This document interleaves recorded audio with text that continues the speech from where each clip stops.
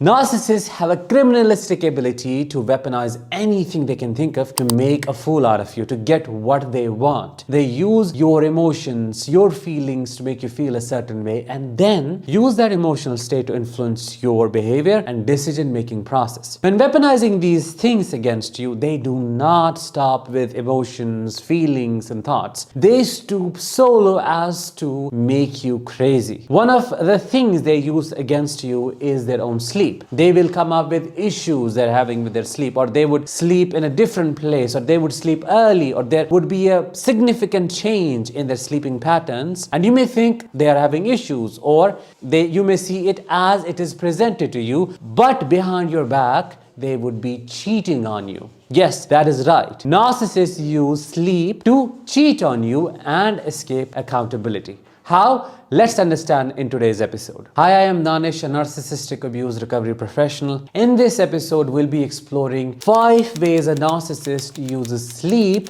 to cheat on you and betray you. If that sounds interesting and you want to dive into the topic and explore it with me, make sure to subscribe before we begin and press the bell icon to stay notified with everything latest that I post over here. Let's get started with number 1. They would come up with bizarre excuses related to their sleep and their phone. When you try to hold them accountable about why they didn't pick up the phone or why they were not present and so on, instead of taking responsibility, this is what they would say. I was sleeping. I had a bad day. I was really tired. I had to turn off my phone by 6 p.m. I had to put it on flight mode because I didn't want to be disturbed. I wanted to rest. I wanted to sleep properly. I wasn't feeling well. This, that, and the other. Well, the truth is, they were in the shower getting ready while their phone was on the flight mode and they were about to meet their new supply, and you thought they were sleeping, or at least that is what they wanted you to think. This is how they play with their phone. They would do bizarre things. They would redirect the calls. They would create these cycles, technical cycles, where the calls are taken through different numbers and ultimately returned back to your phone, and they would be unreachable. You would not know if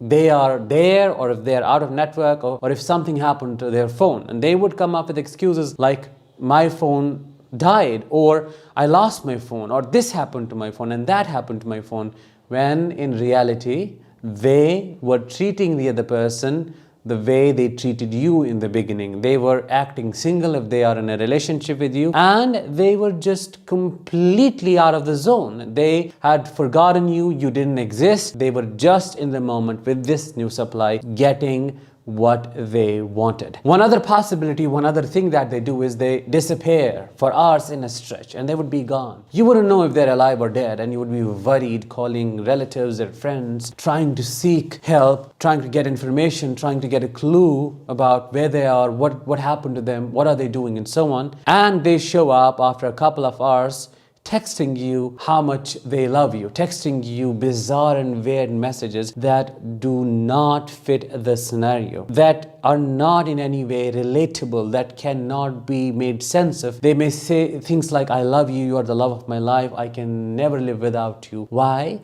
Because they have done something wrong and they know they shouldn't have done it, and they know you would find about it. You would know what they have done. You would be able to know what they are hiding from you, and they are already kind of preparing you for it. They're already love bombing you, they're already breadcrumbing you so that they could escape accountability, so that they could escape their lies, or they could escape you when you try to hold them accountable for their actions. Number 2, they may fake sleep on couch so that they do not have to creep out of the bed during night. How bizarre is that? Mainly when narcissists talk with their new supplies, they talk with them in places and at times when you are not there, when you are not available, when you are not watching them. One of the places they go to is their bathroom. That's why they love the bathroom. One reason is they love to take selfies. If they're a grandiose narcissist who is all into him or herself. The other reason is the bathroom gives them the privacy they need to cheat. It gives them the privacy to check in with the other sources of supply, which is why they spend hours in there. So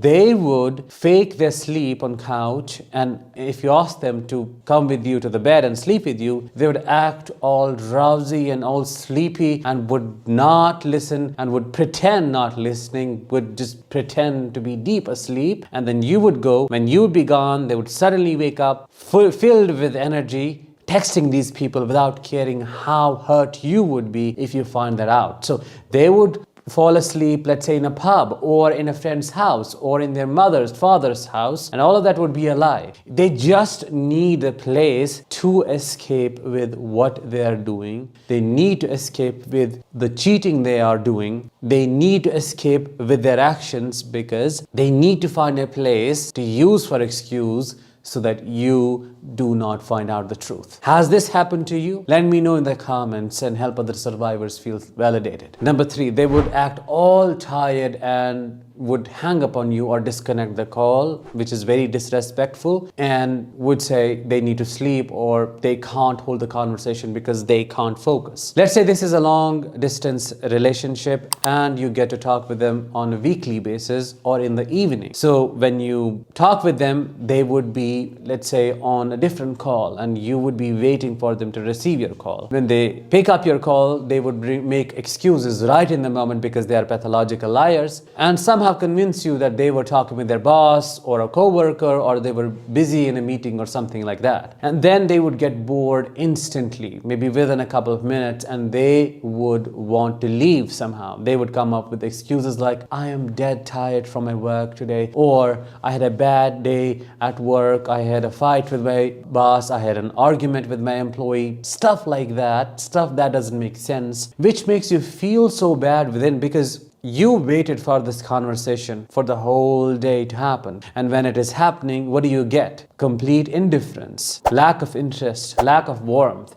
lack of connection, and all they want to do is to escape. And it's not just escapism. It's not like they want to disconnect from you and then really go to sleep. They don't go to sleep. What do? They use their other number, other phone, other sources of connection and communication to wander and talk with other sources of supply, online, offline, whatever it is that is possible for them. Because of course you're not watching, so why would they worry? They would do unacceptable things behind your back and then act nothing happened. They would act as if they didn't do anything, they wouldn't feel any guilt, they wouldn't feel any remorse, and the next day they would text you in the morning something like, hey babe, how are you doing today? How was the night? And then when you would ask them about the feelings that you're having about what happened last time when you tried to have a conversation, they would somehow twist it around and call you needy, call you too sensitive, and blame you for so many things that you never did. This is how they escape through their tiredness, through their sleep, and the need to take rest. Number 4,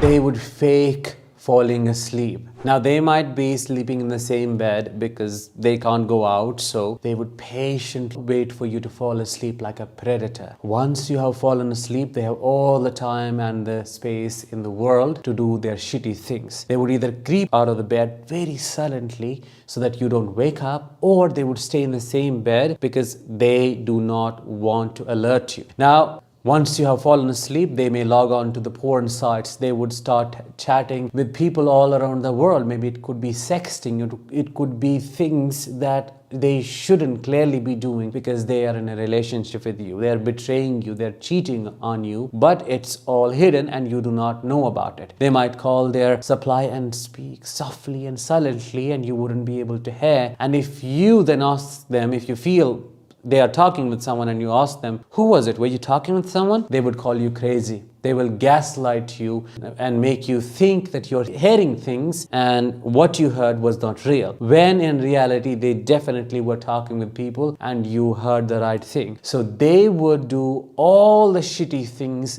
they cannot do in your presence because they have the space and the time, and you are not keeping an eye on them. Number 5 and the last one. This is a different thing, but a very common experience. Let me know if you have experienced this one as well. They immediately fall asleep after an intense argument, and you are left shattered, unsupported, wondering what the hell happened. What was that? Because you're shocked to your core, you're taken aback, you are struggling in the deafening silence because what just happened is unfathomable, incomprehensible, and unacceptable. They fall asleep immediately because by berating you, by abusing you, by treating you the way they treated you during the argument, they regulated their emotions. You were the emotional regulator. They projected the hatred, the venom, the anger they have within themselves onto you. You became the recipient of all of that heavy and negative energy. They unloaded and unburdened themselves, and now you're carrying that. And on top of that, you're carrying your own dysregulation, your own pain, your own sadness, your own shock, which makes it really, really painful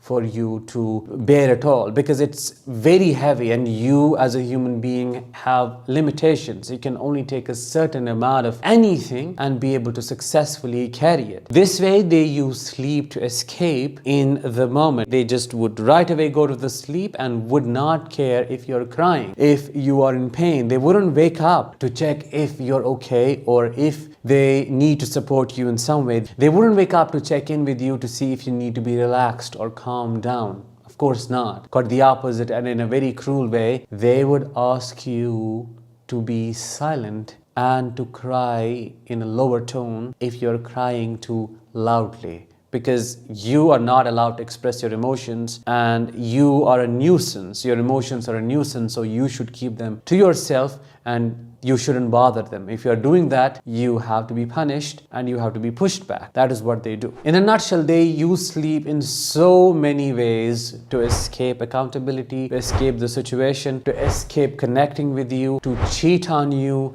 to betray you, and to destroy you. This is what they do, and that makes them evil. If that is not evil, I don't know what is. I hope you found this episode insightful. If you did, let me know in the comments. Make sure to drop a like and share this episode with others, with those who might need to watch this. I'll talk with you in the next one.